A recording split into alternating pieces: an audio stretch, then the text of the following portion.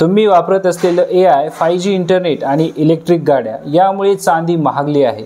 कोणीतरी असं म्हणालं तर तुम्ही थोडं थांबून विचार कराल, हे काय नवीन कोड आहे. पण गंमत म्हणजे हे खरोखरच खरं आहे मित्रांनो. सोन्याचे दर 1.25 लाखाच्या वर पोहोचले आहेत, हे सगळ्यांनाच माहीत आहे. पण गेल्या काही महिन्यापासून एक वेगळी स्पर्धा सुरू आहे चांदीची. गेल्या वर्षभरात चांदीचे दर तब्बल 75% वाढले आहेत आणि किलोमागे 1.5 लाखापर्यंत पोहोचले आहेत. या व्हिडिओत आपण चांदीचा भाव वाढण्यामागची कारणे समजून घेणार आहोत. नमस्कार, मी बालाजी. विचारवस्तू यूट्यूब चॅनलवर तुमचे स्वागत आहे. तर मित्रांनो, जसं की मी व्हिडिओच्या सुरुवातीला सांगितलं, चांदी महागण्यामागे तंत्रज्ञान हे सध्या सर्वात मोठं कारण आहे.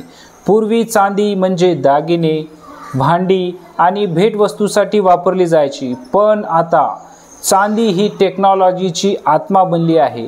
इलेक्ट्रॉनिक्स, सोलार पॅनल्स, औषध उद्योग, इलेक्ट्रिक हायब्रिड गाड्या, AIचं हार्डवेअर आणि 5G नेटवर्क्स या सगळ्यांमध्ये चांदीचा वापर होत आहे. आणि गंमत म्हणजे चांदीला पर्यायच नाही. जगातली जवळपास 50% चांदी ही इंडस्ट्रीयल वापरासाठी लागते, पण उत्पादन मात्र तिथे स्थिर आहे. परिणामी मागणी वाढत गेली आणि दर झेपावले. जगभरात उत्पादित होणाऱ्या चांदीपैकी 70% चांदी ही दुसऱ्या धातूंमधून बायो प्रोडक्ट म्हणून मिळते. म्हणजे चांदीसाठी स्वतंत्र उत्खनन फारसं होतच नाही. आता मागणी वाढली, पण उत्पादन वाढवणं शक्यच नाही. परिणामी तुटवडा अपरिहार्य झाला. दुसरीकडे लोक चांदीत गुंतवणूक करायला लागले आहेत. चांदीची नाणी, बार आणि सिल्वर ETFs म्हणजेच एक्सचेंज ट्रेडेड फंड्समध्ये पैशांचा ओघ सुरू झाला आहे. ETFs म्हणजेच काय तर प्रत्येक 1 युनिट ETF म्हणजेच 1 ग्रॅम प्रत्यक्ष चांदी. म्हणूनच या गुंतवणुकीमागे प्रत्यक्ष चांदी लागते आणि ती सध्या मिळणं कठीण झालं आहे. सप्टेंबरमध्ये अमेरिकेनं चांदीचा समावेश क्रिटिकल मिनरल्स लिस्टमध्ये केला आहे. त्यामुळे अमेरिकेकडे जाणाऱ्या चांदीच्या पुरवठ्यात झपाट्याने वाढ झाली आणि जागतिक बाजारात चांदीच्या किमती वाढल्या. पण प्रश्न उरतो, भारतात चांदीचा तुटवडा का आहे?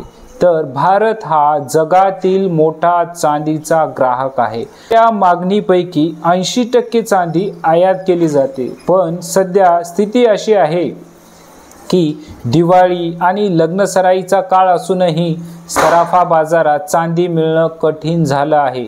किमती आकाशाला भिडल्या आहेत, तरी लोक खरेदीसाठी तयार आहेत. 14 ऑक्टोबरला चांदीचा भाव होता 1,78,100 प्रति किलो होता. त्यावर सुद्धा 30,000 प्रीमियम होता. अर्थात लोक चांदीसाठी जास्त पैसे द्यायलाही तयार आहेत.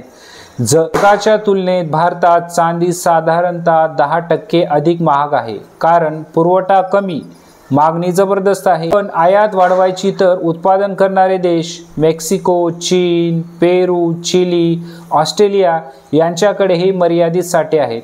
वाहतुकीच्या अडचणींची आणि प्रीमियम दरांनी व्यापारी मागे हटले आहेत. उदाहरणार्थ, जर 1 किलो चांदीचा बेस रेट 8 लाख असेल तर LBMA London Boolean market association व्यापाऱ्यांकडून 12 लाखांची मागणी केली जाते. इतक्या महाग आयातीचा धोका घेणं अनेकांना परवडत नाही. या प्रचंड दरवाढीमुळे ETFनी नवीन सबस्क्रिप्शन थांबवलं आहे, कारण नवीन युनिट्स तयार करायची म्हणजे प्रत्यक्ष चांदी विकत घ्यावी लागेल आणि सध्या चांदी मिळणं कठीण आहे. मग आता माझ्यासारखाच तुम्हालाही प्रश्न पडला असेल, पुढं काय होणार?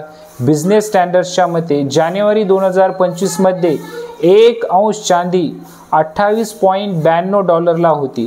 सप्टेंबरच्या अखेरीस ती $46 गेली.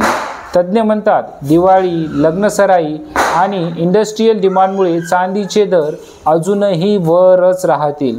म्हणून पुढच्या वेळी कोणी म्हणालं AI 5G मुळे चांदी महागली तर गोंधळू नका, कारण हीच तर नव्या युगाची चांदीची गोष्ट आहे. व्हिडिओतील माहिती तुम्हाला कशी वाटली कमेंट करून नक्की कळवा मित्रांनो. व्हिडिओ आवडला असेल तर व्हिडिओला लाईक आणि चॅनलला सबस्क्राईब करायला विसरू नका मित्रांनो.